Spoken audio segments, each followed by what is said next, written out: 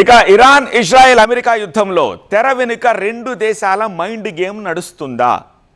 అన్ని దాడులు చేసినా ఇరాన్ ఇంకా ఎందుకు నిలబడగలుగుతోంది? ఇరాన్ను కొన్ని రోజుల్లోనే లొంగ తీసేసుకుంటామని చెప్పిన ట్రంప్ అంచనాలు ఎందుకు తలకిత్తులైపోయాయి?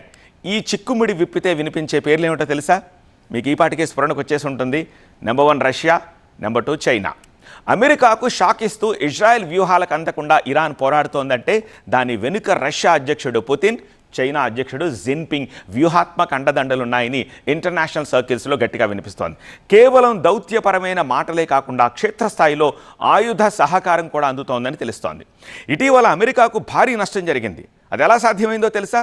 USS Gerald Ford, Abraham Lincoln లాంటి భారీ యుద్ధ నౌకల కదలికలను కనిపెట్టడం ఎవరికైనా దాదాపు అసాధ్యం. కానీ రష్యా తన అత్యాధునిక శాటిలైట్ పవర్ ఉపయోగించి ఆ నౌకల ఎగ్జాక్ట్ లొకేషన్లను ఇరాన్కు చేరవేసింది. ఫలితంగా అమెరికా ఆయుధాలను ఇరాన్ ధీటుగా ఎదుర్కోగలిగింది.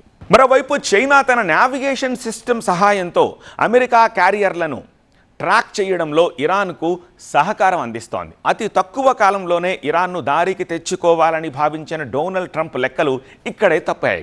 ఈ పరిణామాలు ట్రంప్కి నిజంగానే షాక్ ఇస్తున్నాయి.